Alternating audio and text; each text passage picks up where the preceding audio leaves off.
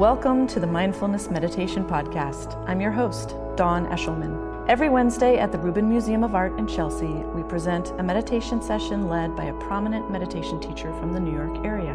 This podcast is a recording of our weekly practice. If you would like to join us in person, please visit our website at rubinmuseum.org/meditation. We are proud to be partnering with Sharon Salzberg and teachers from the New York Insight Meditation Center.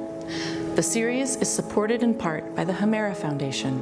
In the description for each episode, you will find information about the theme for that week's session, including an image of a related artwork chosen from the Rubin Museum's permanent collection.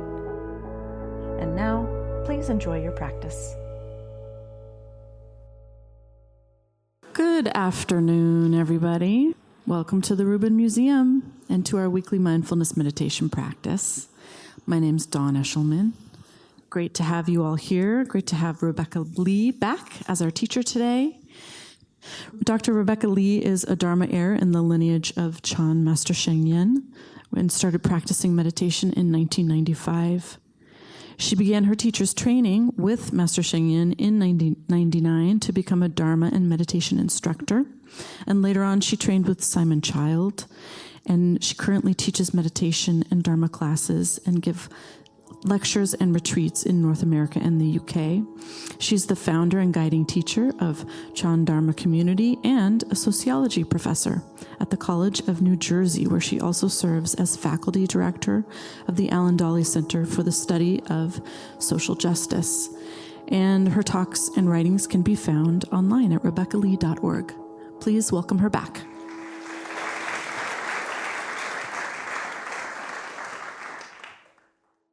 It's nice to be back, and thank you, Dawn, for this lovely introduction of the art pieces for today. And the topic of emptiness is indeed rather commonly misunderstood. I would like to say that is the most misunderstood concept in the Dharma, but it's incredibly important because what Shakyamuni Buddha realized is emptiness, the true nature of reality.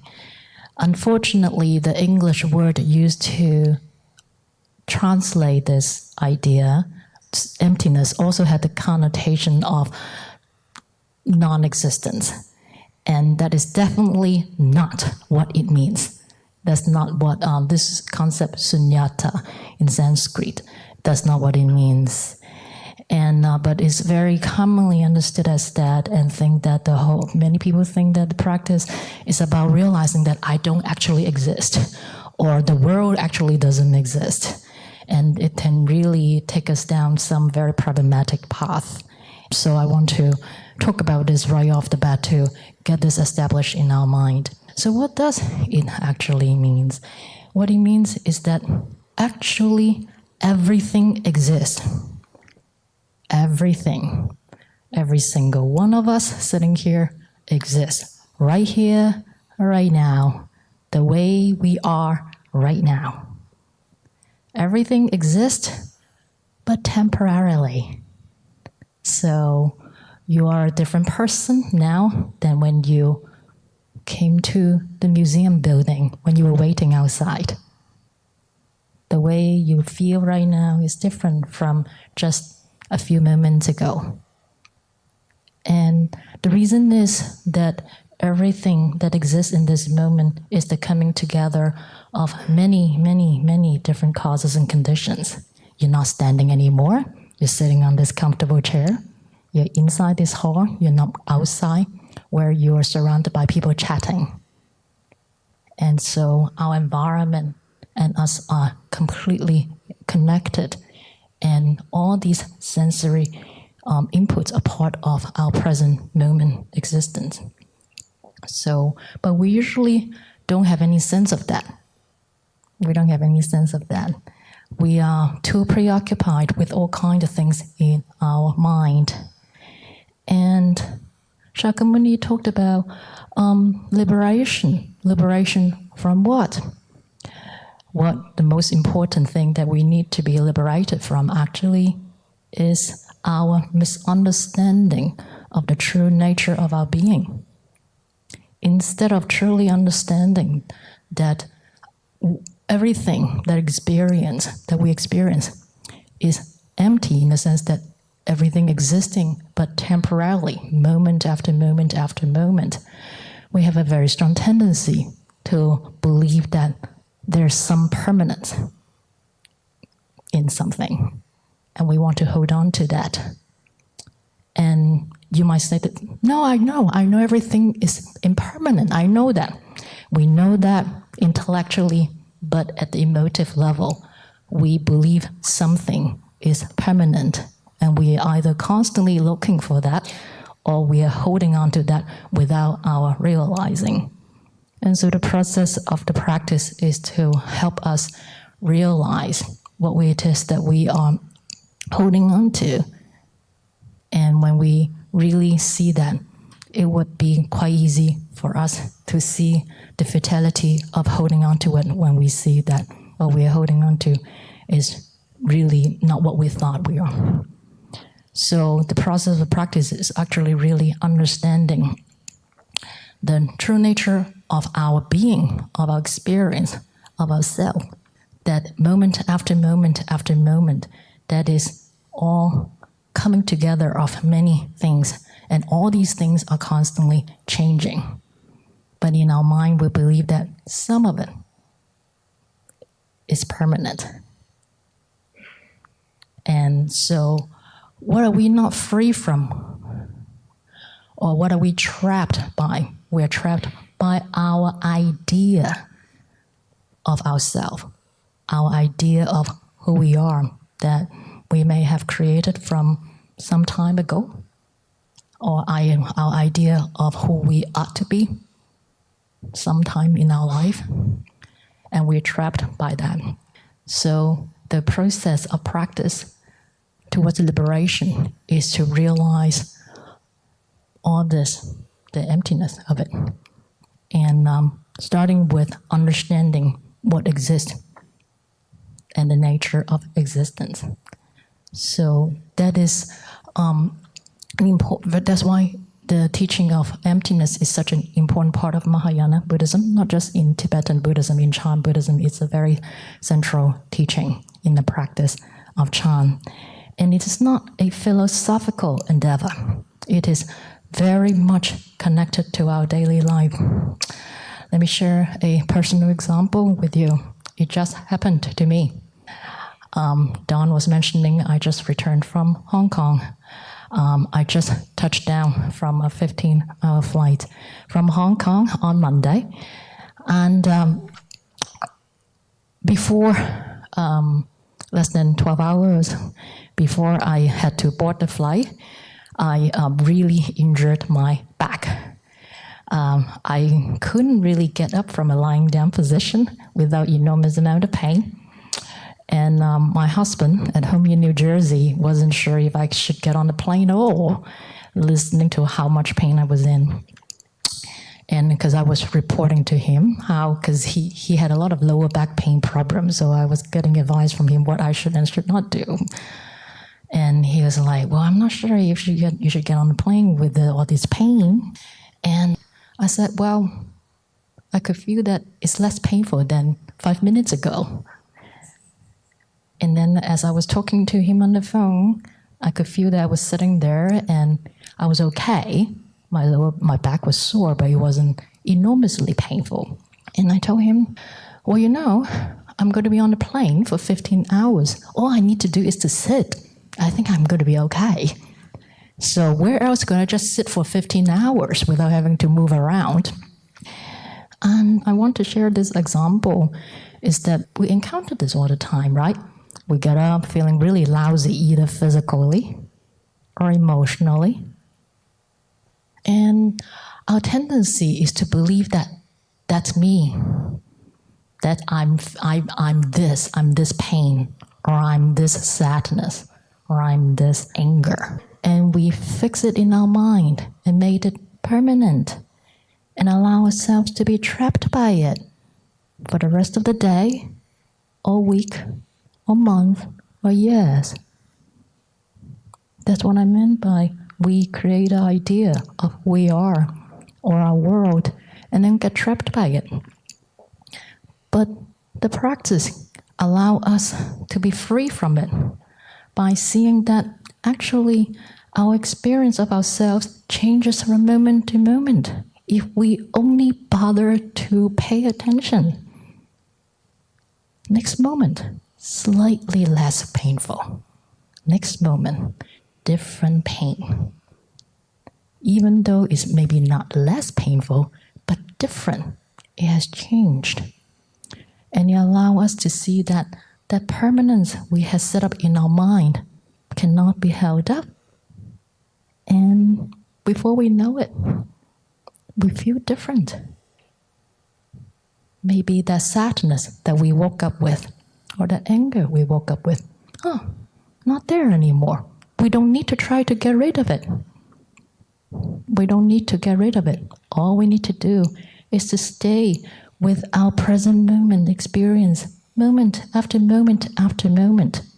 The reason why it's so difficult is that we haven't trained our mind to stay with the present moment.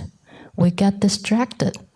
And then we said, I feel horrible. And then our mind went somewhere else. We come back, I still feel horrible because we are merely going back to our belief of how we feel, not how we actually feel. The practice of meditation allows us to train our mind to be connected with our body and mind at all time, moment after moment after moment, which then affords us the opportunity to really see that, yes, it is really true that this body and mind is impermanent, but not in the sense that it's bad. It's flow. It's like a flow, constant flow. And this allows us to truly appreciate everything that happens in our life. Like right now, this moment of all of us being here, practicing together, is a miracle. All the causes and conditions that makes it possible for you to come and for me to come, for me to be back here in the US at all. And then a few moments later, you will be back to the rest of your day. But right now is this wonderful, precious moment. And so will the next moment.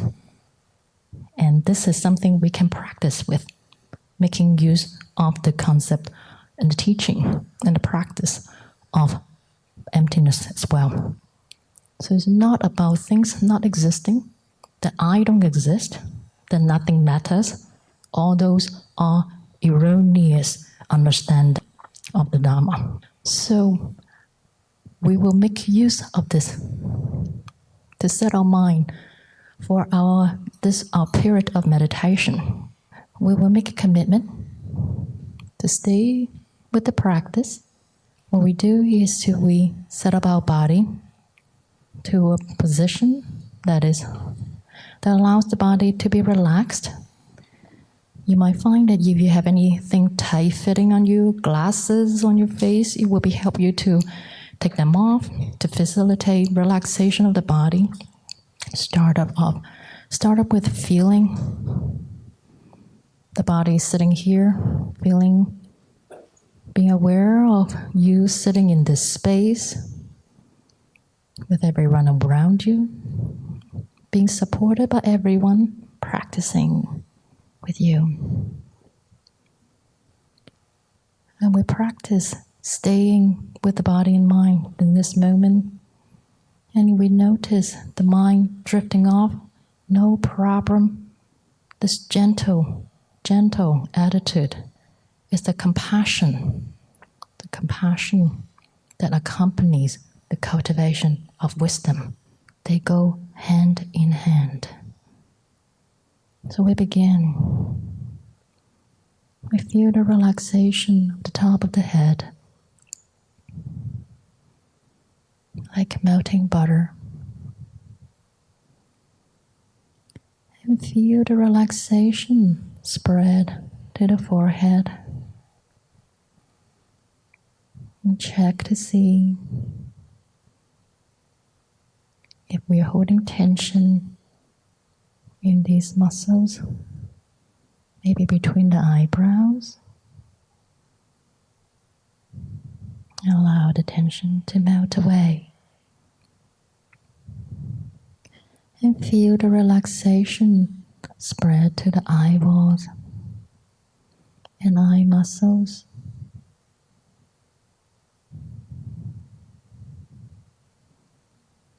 And feel the relaxation spread to the facial muscles.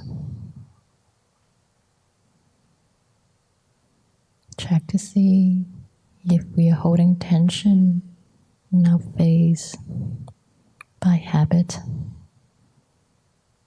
Maybe to hold a facial expression for the world to see. Right now, you don't need to do that. And truly allow your face to relax. And feel the relaxation spread to the entire head. Feel the relaxation spread down the neck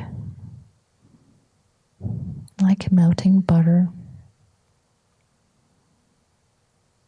And feel the relaxation spread to the shoulder muscles, allowing the tension to melt away.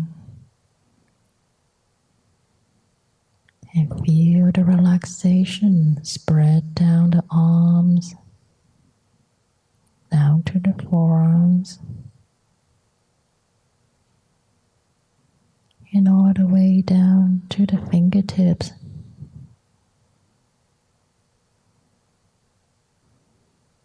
And feel the relaxation spread to the chest area. Check to see if we are holding tension in this area, maybe from anxiety or worry.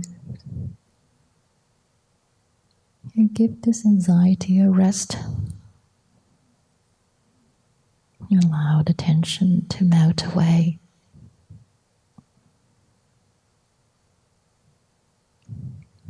And feel the relaxation spread down the torso to the lower abdomen.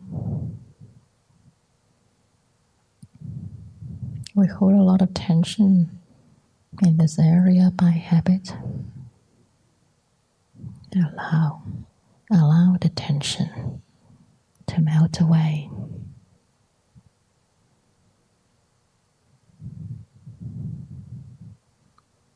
And feel the relaxation spread to the upper back area between the shoulder blades.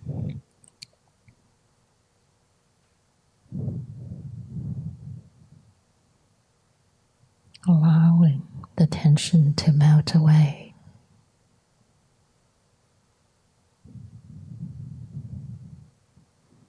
And feel the relaxation spread down the back.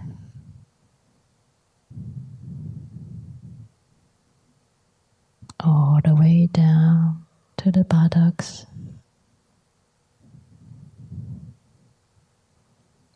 And feel the body sitting on the chair.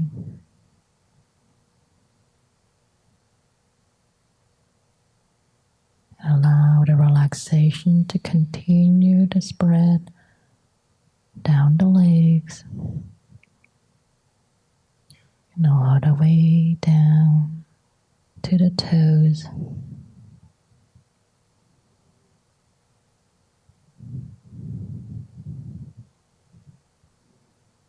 And feel the relaxation of the entire body sitting right here, right now.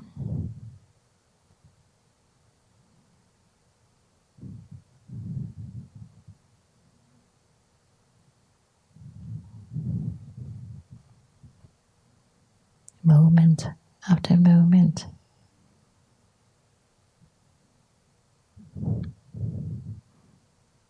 We're aware of the subtle changes and sensations of the body.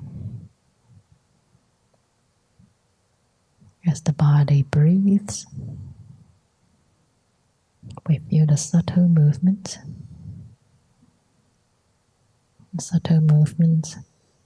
of this living, breathing body, allowing ourselves to fully experience this miracle.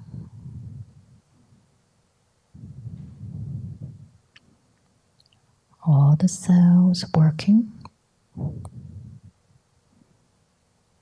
the way they are, to allow this present moment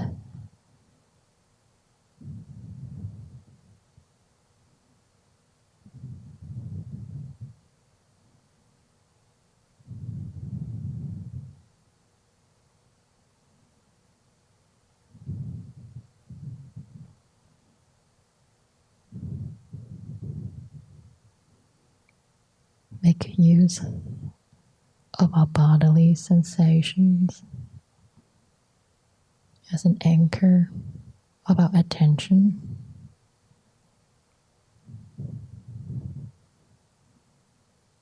Rest our attention gently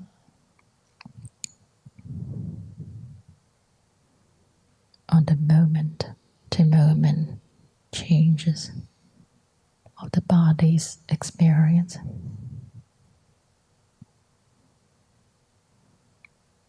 If we notice the mind falling asleep or drifting off, no problem.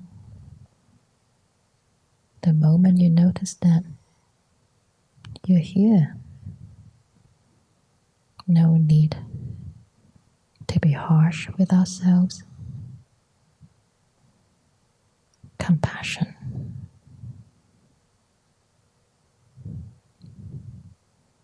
Unconditional, gentle, loving kindness for ourselves.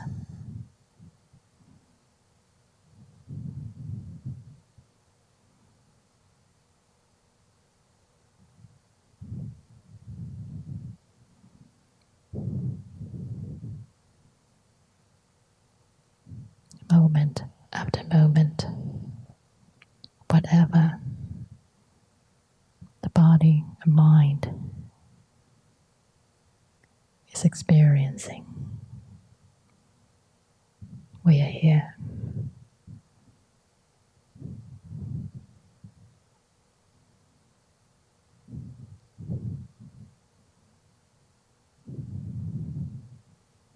No need to judge. All we need to do is to be clearly aware.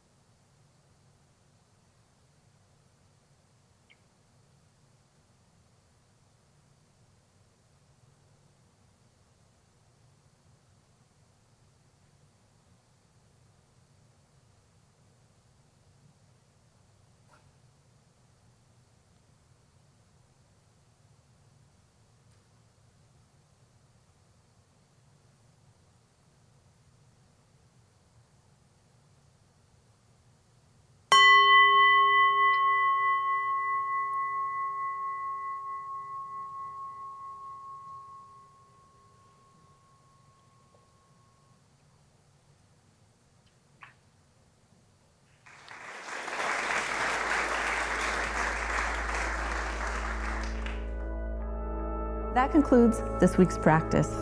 If you'd like to attend in person, please check out our website, rubinmuseum.org/meditation, to learn more. Sessions are free to Rubin Museum members, just one of the many benefits of membership.